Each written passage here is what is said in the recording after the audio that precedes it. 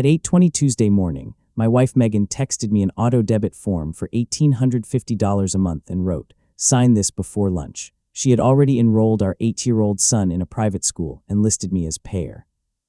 I left it unsigned and told the school I had not agreed to the payment authorization. 10 minutes later, Megan called. Payment had to be set by Friday or they would release his seat. When I answered, Megan did not ask why I had not signed it. She said, "Why would you email the school before talking to me?" I remember staring at my laptop because that was almost funny. I said, "You enrolled Owen without talking to me." She went quiet for maybe 2 seconds, then told me she had not done it without talking to me. We had been talking about the school for months. That part was true. Then she said, I had to answer them by Monday. I asked why she had not told me that. I did. Before we got into that argument, I asked her exactly what she had signed. She said, "The enrollment agreement. It just holds his place." Then I asked why the billing form had my name on it. Her answer came fast, "Because the mortgage and the bigger bills already come out of your account." That was how we had organized things after we got married. We both had our own checking accounts, and we both transferred money into a joint household account. I made more than Megan, so I covered the mortgage directly and transferred a larger share into the joint account. It was not secret or complicated. It was just the system we had used for years, but private school tuition was not part of that system. And the frustrating thing was that Megan was right about something else too. We really had been discussing the school for months. Owen was in 3rd grade, and his public school class had gotten big enough that he was starting to disappear in it. He is a smart kid, but he is not the kind who raises his hand when he is confused. Megan had found a small private school about 15 minutes from our house. Smaller classes, a reading specialist, music every day. We toured it in the spring. I liked it. What I did not like was the tuition. After the tour, I told Megan I would consider it if we could sit down and figure out what had to change in our budget. I also said I was not willing to take money out of our emergency savings or stop our retirement contributions to make it happen. Then work got ugly for me for about 3 weeks. Twice Megan asked when we could go over the numbers, and twice I said, "This weekend." We did not. That was on me. She had also sent me a screenshot of the enrollment deadline in the middle of a long text chain while I was at work. I had responded to the part about Owen's dentist appointment and completely missed the line saying she had to answer the school by Monday. That was also on me, but missing a text was not the same thing as agreeing to a recurring tuition payment. I told her I was not signing anything until we went through the budget. She said, "We do not have until next month, we have until Friday." Then she added, "Owen is already excited." That bothered me more than the deadline. I asked what she had told him. She said she had told him he got in, not that he might go, not that we were still deciding. She had told him he got in. I could hear him in the background asking her something about breakfast. For a few seconds, I had this very strong urge to just sign the form and deal with the money later. Not because Megan was right. Because Owen was 8, and I did not want him learning that adults could hand him something exciting and then take it back because they had not finished a conversation. I opened the form again. My name was in the payer field. My email was there. The bank section was blank until I entered it and signed, so I closed it. I told Megan, "Do not talk to Owen about this again until we figure it out." She said, "You are making this way more serious than it is." I said, "I am trying to keep it from getting more serious." That was probably the cleanest sentence I managed all week. Most of the rest of the conversation was worse. We argued for another 10 minutes. Megan kept coming back to the same point. I had liked the school. I had said I would consider it. We could afford it if we cared enough. I kept coming back to a different point. She had made the decision and then sent me the payment authorization afterward. Eventually, she said she had to leave for work and hung up. About an hour later, I called the school. I did not call to cancel Owen's enrollment. I honestly did not know if I could, because Megan was the parent who had signed it. I asked the billing coordinator one question. If I did not sign the bank authorization, could they debit my account anyway? She said no. Then she explained that Megan had completed the enrollment agreement, but the payment plan still needed a valid authorization from whoever was actually paying. If they did not have one by Friday afternoon, they would release the seat to a family on the wait list. That was enough information for me. I thanked her and got off the phone. Megan texted me around lunch. "Did you call the school?" I said yes. She replied, "That is embarrassing." I typed a long answer and deleted it. What I finally sent was, I needed to know what I was being asked to sign. She did not respond for the rest of the afternoon. That evening, after Owen went upstairs, Megan put a printed budget on the kitchen table.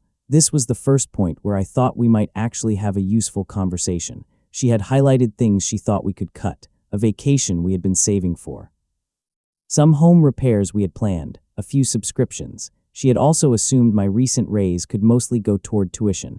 I asked her where the rest came from. She said we could reduce retirement contributions for a while. I said no.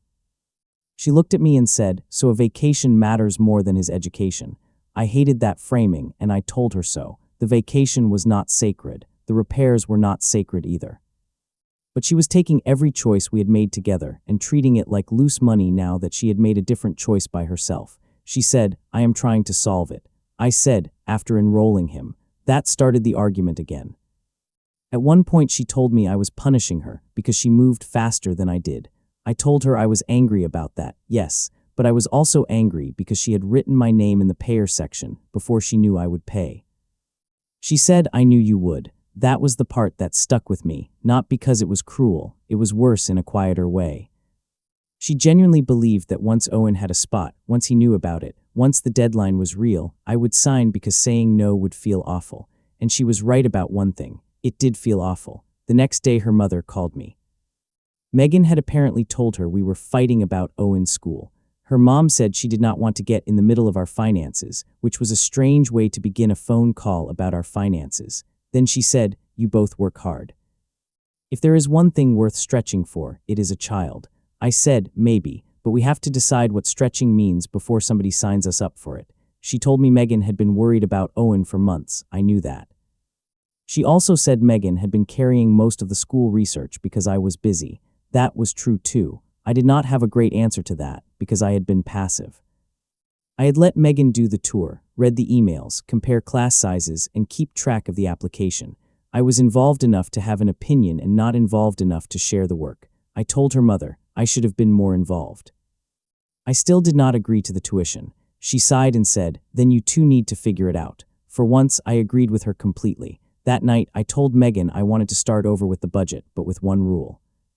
We would treat the school as a new expense we were deciding on now, not as a decision that had already been made and just needed my signature. She hated that wording. She said the seat was real and the deadline was real, so pretending we were starting from zero was pointless. I said, "Then put your account on the form for Friday. If you want to hold the seat while we keep talking, use the account you control." She stared at me. That was when the argument changed. Up to that point, the tuition had been a household number on paper. Now it was an actual monthly withdrawal she would have to authorize herself. She said she could do it for a month or two. I said okay. Then I asked whether she could still transfer her normal share to the joint account, cover her car payment, and keep the rest of her existing commitments. She looked back at the spreadsheet. She could not without shifting some of those costs to me anyway. She said, "So either way, you are making me choose." I said, "No, the tuition is making us choose." She rolled her eyes at that, and honestly, I deserved it a little, but the point was still true. On Thursday morning, Megan asked if I would sign just for the first month so we would not lose the seat. She said we could cancel later if the numbers did not work. I nearly did it. I opened the authorization again while sitting in my car outside work. I had my routing number saved in my password manager. It would have taken maybe 30 seconds. Then I pictured us having the same fight a month later, except now the tuition would already be leaving my account and Owen would already be at the school. So I closed the form again. That evening, we sat down with a calculator, the bank app, and the calendar. No highlighted fantasy version this time. If we paid the tuition and kept everything else stable, we would be short every month. If we cut enough to make it work, we would need to pause several things we had previously agreed mattered. Could we technically do that? Yes. Did we both want to? No. Megan wanted the school badly enough to make those cuts. I did not. And for the first time that week, she stopped trying to turn that difference into proof that I cared less about Owen. She just looked tired. She said, "I thought once you saw he had the spot, you would say yes." I said, "I know." She asked if I would have said yes if she had waited. I told her I did not know. That answer made her angrier than a no probably would have, but it was true. Maybe if we had sat down before she enrolled him, we would have found a version that worked. Maybe we would have decided the smaller classes were worth more than the things we would give up. Maybe I still would have said no. I could not tell anymore because now the school decision and the way she had made it were tied together. Friday morning, Megan emailed the school and withdrew Owen's enrollment. The enrollment fee she had already paid was non-refundable. She covered it from her own account. I did not ask her to. She did not offer to split it. That part just stayed where it had started. Telling Owen was the worst part. We sat with him after dinner and told him we had made a mistake by talking about the school before we had finished deciding. He asked if he had done something wrong. Megan started crying. She told him no, and then she said something I appreciated because it did not make me the villain. She said, "I told you too early. That was my mistake." Owen was disappointed. He asked if he could still go there someday. We told him maybe, but not this year. The next week, Megan and I finally did the thing we should have done months earlier. We looked at what Owen actually needed right now instead of what either of us wanted the school to represent. We kept him at his public school and added a small after-school reading program. His teacher also moved him closer to the front after Megan explained that he rarely spoke up when he was lost. Megan still preferred the private school. I could tell. Our marriage was rough for a while after that. Megan apologized for rushing the process. I wanted her to say more than that. She never quite did, but she stopped putting my name on things. We also changed one practical habit. If a new recurring bill needed one of our names, that person saw it before the form was submitted. It sounds obvious. Apparently we needed obvious. A few months later, another email from the same school showed up in Megan's inbox about applications for the following year. She forwarded it to me. The message said, "Do you want to look at this together this weekend?" No form attached, no payer listed, no deadline presented as a decision I had already made. I still do not know whether we will ever send Owen there. But that email felt very different from the first one.